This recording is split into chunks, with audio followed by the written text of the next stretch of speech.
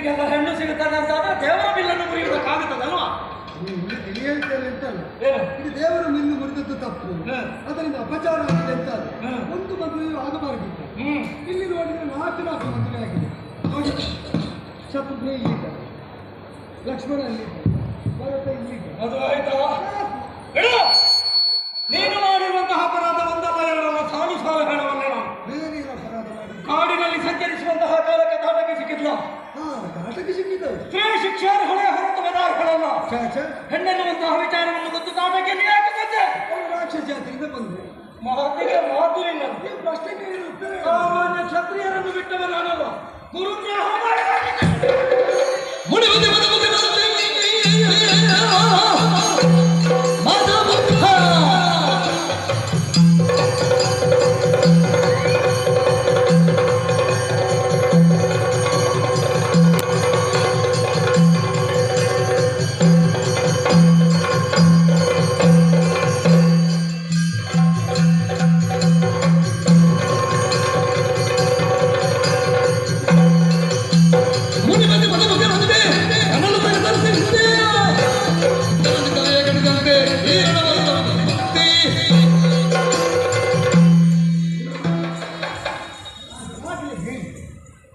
ಕ್ಷತ್ರಿಯರನ್ನೇ ಭಂಗಿಸುವುದಕ್ಕೆ ತೊಡಗಿದಾಗ ತಡಿ ತಡಿ ಮಗು ತಡಿ ಮಗು ನೋಡಿದ್ರೆ ಈಗ ಎಲ್ಲದಕ್ಕೂ ಆಕ್ಷೇಪ ಹೇಳ್ತಾರೆ. ಇದು ತಡಿಬಾರದು.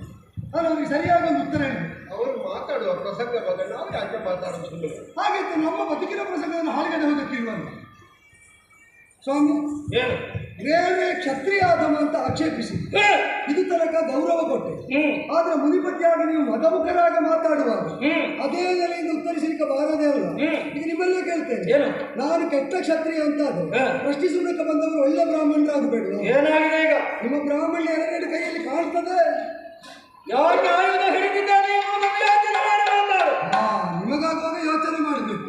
ಹಾಗಾದ್ರೆ ನಾನು ಮುರಿದದ್ದು ಯಾಕೆ ನಿಮ್ಮ ಯೋಚನೆಗೆ ಬರುವುದಿಲ್ವ?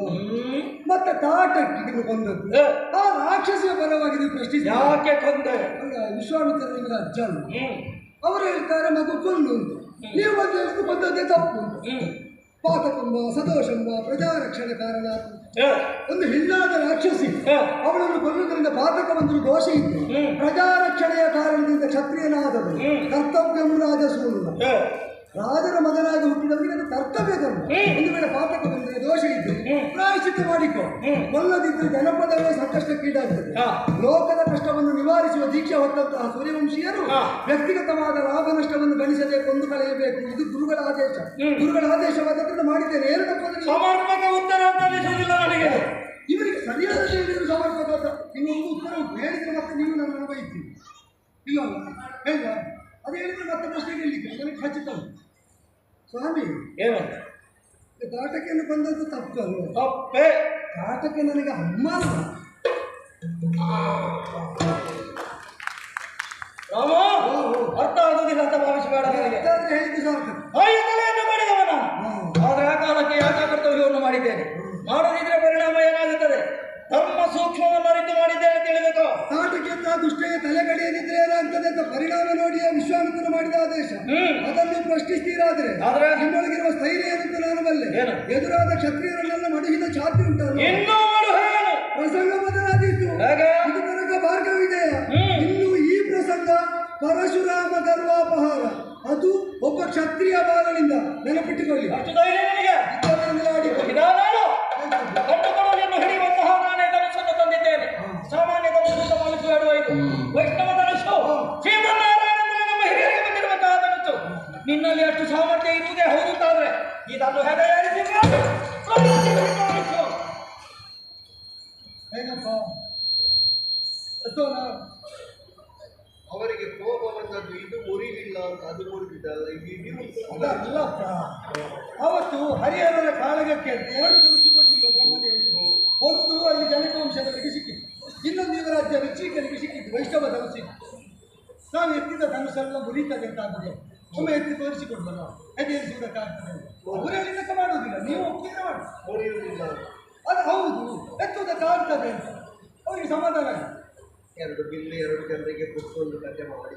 ಇಲ್ಲಪ್ಪ, ನಮಗೆ ಬೇಕಾದ ಕಥೆಯನ್ನು ನಾವು ತಿರುಗಿಸಿಕೊಳ್ಳುವ. ನೀವೊಂದು ಆಶೀರ್ವಾದ ಇದನಿಗೆ ಎತ್ತಬೇಕು ಅಷ್ಟೇ. ನೋಡೋಣ.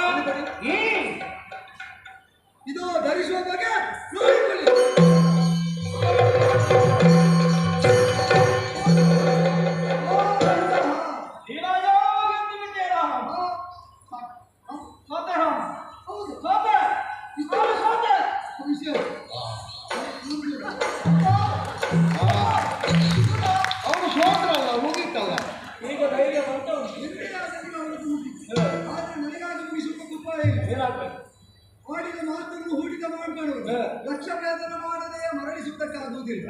ಇದಕ್ಕೆ ಒಂದೋ ತಪದಿಂದ ಅರ್ಜಿಸಿದ ನಿಮ್ಮ ಪುಣ್ಯಲೋಕ, ಅದಲ್ಲದಿದ್ದರೆ ತಮ್ಮ ಇಚ್ಛಾಗಮನದ ಸಾಮರ್ಥ್ಯ ಒಂದು ದಂಡ ಕೊಡಲೇಬೇಕು. ಯಾವುದು ದಂಡ? ಮನಸ್ಸಿನಲ್ಲಿ ನೆಲೆಸಿರುವಂತಹ ಪುಣ್ಯಫಲ ಮಾಡಕ್ಕೆ ಆರಾಧಿದ್ದೇನೆ. ಯುಗ ಪುರುಷನು ನೀನು ರಘುರಾಮ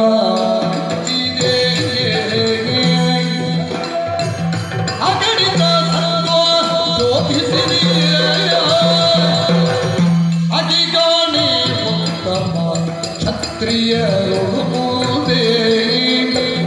ಮದುವೆ ನಿಲ್ಲನು ಹರಸುತ್ತಿರುವುದೇ ಯುಗ ಪುರುಷನು ನೀನು ರಘುರಾಮ ರಘುರಾಮ ರಘುರಾಮ ಮೆಚ್ಚಿದೆ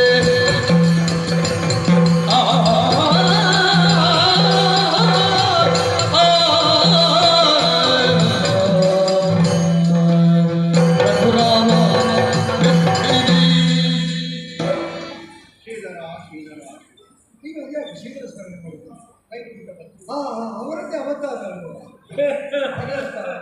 ಮೊದಲಾಂತಕನಾದ ಪಶುಪತಿ ಇದ್ದಾರೆ ಶಶಿಧರ, ಅವರ ಅವತಾರ ಉಂಟು. ರಾಮ ಸೋತೆ ರಾಮ. ಅದ್ಯಾಕೆ ಸ್ವಾಮಿ? ಅಲ್ಲ, ನೀನು ಆರಂಭದಲ್ಲಿ ಚೆನ್ನಾಗಿರಬೇಕು. ಇಲ್ಲದೆ ಹೋದರೆ ಆಗಲೇ ಇದನ್ನು ಹೇಳಿದೆಯಲ್ಲ, ಏನು ಸ್ವಾಮಿ? ಬ್ರಾಹ್ಮಣ್ಯ ನಿಮ್ಮ ಕೈಯಲ್ಲಿ ಕಾಣ್ತಾ ಉಂಟು ಎನ್ನುವ ಹಾಗೆ. ನಿಮ್ಮ ಆಕ್ರೋಶ ಹೆಚ್ಚಿದಾಗ ಸ್ವಲ್ಪ ವ್ಯಂಗ್ಯದಿಂದ ತಿಂದಿದೆ. ಖಂಡಿತ ಇಲ್ಲ, ಅಗತ್ಯ ಇದ್ದ ಹೇಳು ನನಗೆ. ಹಾಗಿದ್ರೆ ಯಾಕೆ ನಾನು ಆಯುಧವನ್ನು ಹಿಡಿದೆ? ಯಾಕೆ?